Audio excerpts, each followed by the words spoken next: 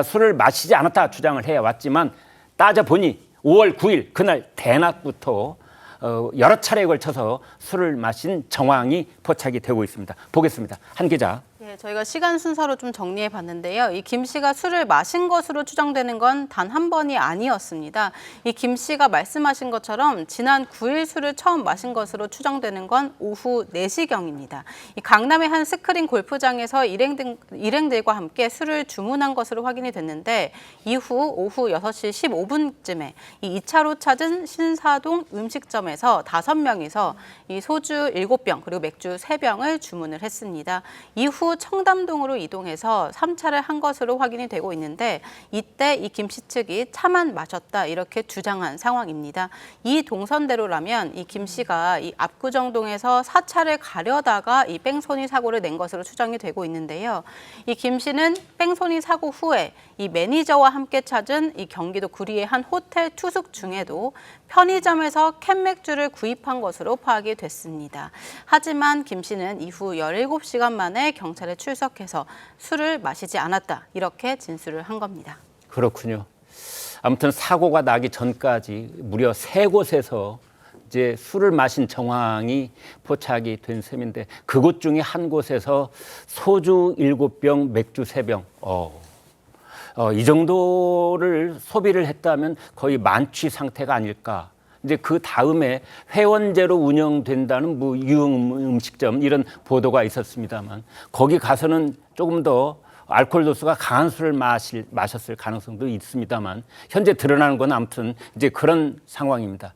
이제 그럼에도 불구하고 어제 오후까지는 극구 술을 마시지 않았다 주장한 것은 어제 있었던 일요일 공연까지를 끝마치려고 했던 것 아니냐. 그렇게 최대한 시간을 끌어보려고 했던 것 아니냐. 이제 이런 건데요. 최 국장께요.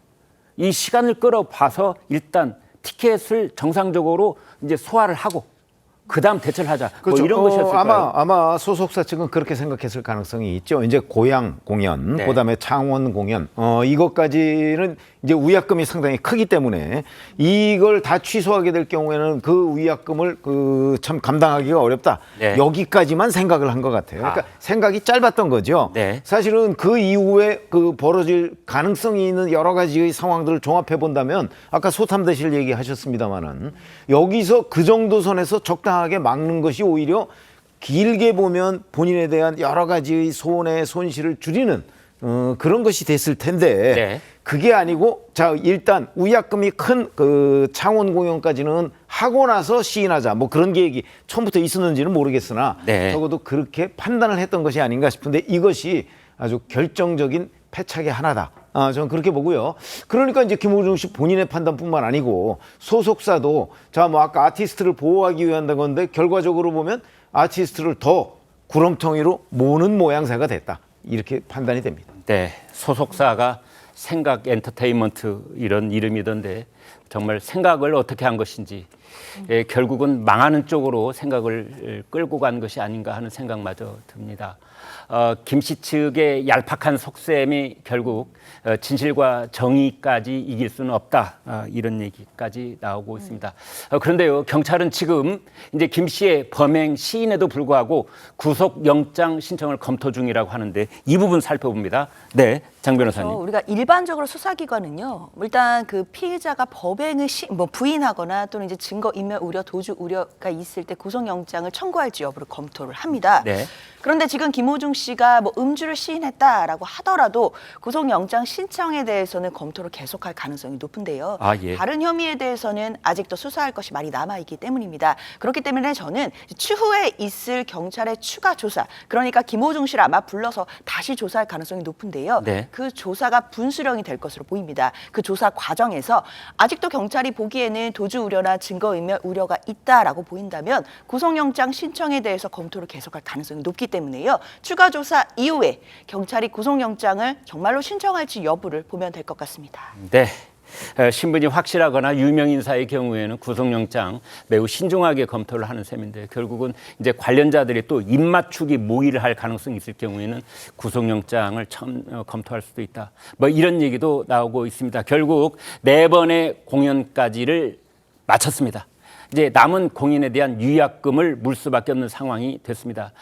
그런데 이제 그보다 더 큰 손해는 결국은 팬들과의 신뢰, 그다음에 유명 연예인이 우리 사회에 끼쳐왔던 그동안의 영향력을 생각할 때 또 우리 사회에 끼치는 손실, 뭐 이런 것들이 아닐까 싶은데요. 김병민 의원께요. 자, 앞으로 일이 이제 어떻게 될까요? 법적 처벌 과정들은 진행이 되겠죠. 지금 네. 있는 상황들이 너무 크기 때문에 경찰의 수사 이후로 그냥 음주운전에 관한 처벌로 끝나는 것이 아니라 그 이후에 있어왔던 많은 행위들에 대한 법적 조치들이 진행될 수밖에 없다고 생각을 합니다. 이제 김호중 씨 개인으로만 놓고 보게 됐을 때는 우리가 음주운전하면 떠오르게 되는 게 과거 클릭비의 한 연예인이 술은 마셨지만 음주운전하지 않았다는 명언을 남겨서 그게 음주운전이 있을 때마다 회자가 되는데 네. 이제는 그런 내용이 아닌 이 김호중 씨의 이야기가 평생 꼬리에 꼬리를 물고 따라다닐 수밖에 없을 겁니다. 그리고 더군다나 이 본인이 쌓아왔던 스토리 자체가 국민들께 감동을 줬던 스토리였고 거기에 대한 말에 관한 내용들을 국민들이 울림을 갖고 있었던 건데 김호중 씨가 했던 이런 여러 거짓말들에 비춰보아 이제는 김호중 씨가 과거에 했던 일들부터 모든 일들에 대한 신뢰가 완전히 바닥으로 떨어지게 된 거겠죠. 어렵게 쌓아 올렸던 그 성공 스토리들이 이렇게 한 번의 물거품처럼 사라지게 된 것은 매우 안타까운 일입니다만 이런 일들이 두 번 다시 재발되지 않는 상황 속에서 아마 김호중 씨가 같은 이 잘못들을 이제 분명하게 시인한다 하더라도 다시금 재기할 가능성들은 거의 전무한 상황으로 흘러간 게 아닌가 싶습니다. 네. 아마 재기는 불가능하지 않을까, 뭐 이런 얘기까지 지금 나오고 있는 상황입니다.